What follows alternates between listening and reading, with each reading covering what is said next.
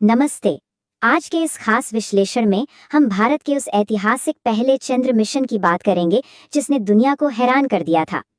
हम समझेंगे उस शानदार तैयारी और संगठन को जिसने इस नामुमकिन से लगने वाले सपने को हकीकत में बदल दिया। जरा अक्टूबर 2008 की उस सुबह के बारे में सोचिए।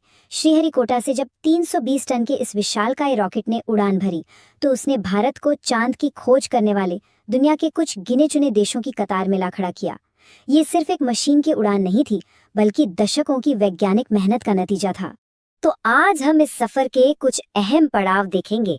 हमारी मंजिल यानी चांद, इसरो का शानदार उदय, मिशन को ताकत देने वाला रॉकेट, चांद का नक्शा बनाने की तकनीक और वो खास पल जब यान अपनी कक्षा में पहुंचा। चलिए शुरू करते हैं। तो सबसे पहले बात करते हैं हमारी मंजिल की, यानी चांद की सतह की। आपको जानकर शायद हैरानी हो कि पहली बार भारतीय चंद्र मिशन का विचार 1999 में इंडियन एकेडमी ऑफ साइंसेज की एक बैठक में रखा गया था। लेकिन इसका मकसद सिर्फ चांद पर झंडा गाड़ना नहीं था। लक्ष्य इससे कहीं बड़ा था। चांद की उत्पत्ति को समझना, अपनी तकनीक को और एडवांस करना और सबसे अहम, हमारे युवा वैज्ञानिकों को एक ऐसा प्रोजेक्ट देना जो उन्हें चुनौती दे सके।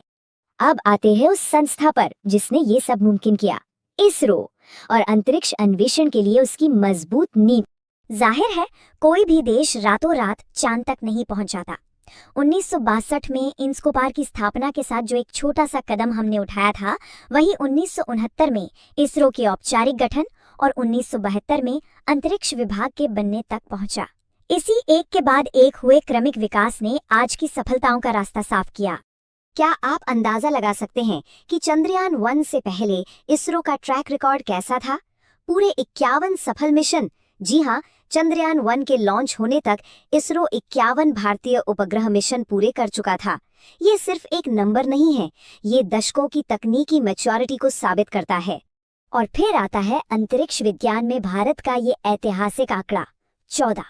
1993 से 2008 के बीच हमारे पीएसएलवी रॉकेट ने लगातार 14 शानदार और सफल उड़ानें भरी।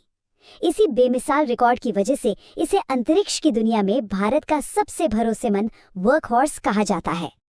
अब समझते हैं इस ऐतिहासिक चंद्र मिशन को ताकत कहां से मिली, यानी हमारा भरोसेमंद लॉन्च व्हीकल।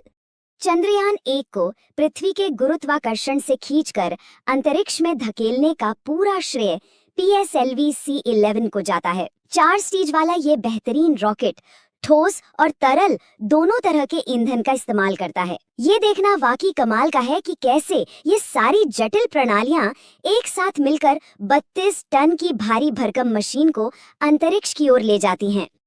अब भारी पेलोड को चांद तक ले जाना कोई बच्चों का खेल तो था नहीं। इसके लिए एक बड़े इंजीनियरिंग अपग्रेड की जरूरत थी।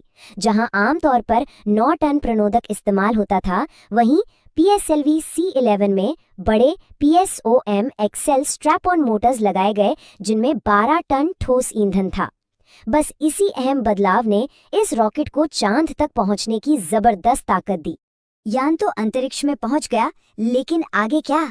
बात करते हैं चांद की सतह के मानचित्रण और उन शानदार वैज्ञानिक उपकरणों की। ये मिशन सिर्फ भारत की ताकत का नहीं, बल्कि एक शानदार ग्लोबल पार्टनरशिप का सबूत था।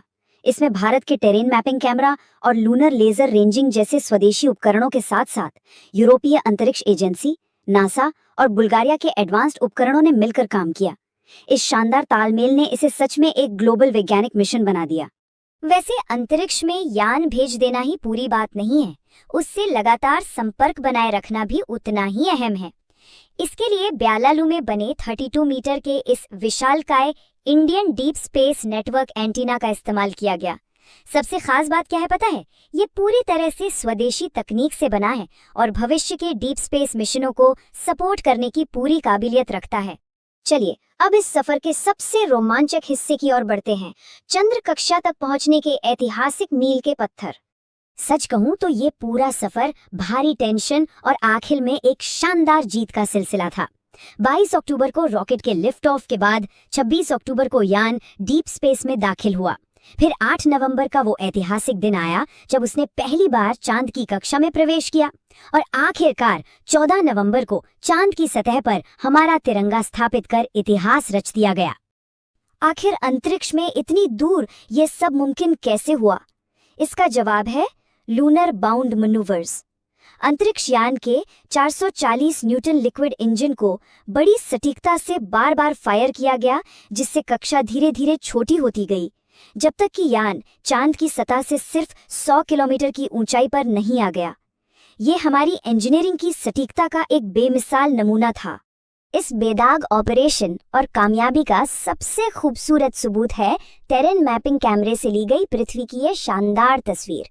उपकरणों के इस सफल कामकाज ने ही 14 नवंबर के उस ऐतिहासिक पल की नींव रखी।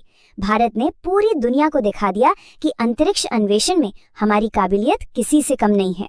चंद्रयान-1 ने सफलता की सिर्फ एक कहानी ही नहीं लिखी, बल्कि भविष्य के मिशंस के लिए दरवाजे भी पूरी तरह खोल दिए हैं। तो जाते जाते सोचने वाली बात यह है, इस पहली बड़ी छलांग के बाद हमारे भविष्य के अंतरिक्ष मिशन चांद की सतह और इस असीम ब्रह्मांड के और कौन से गहरे राज खोलने वाले हैं। आज के इस विश्लेषण में मेरे साथ जुड़ने के लिए बहुत बहुत शुक्रिया।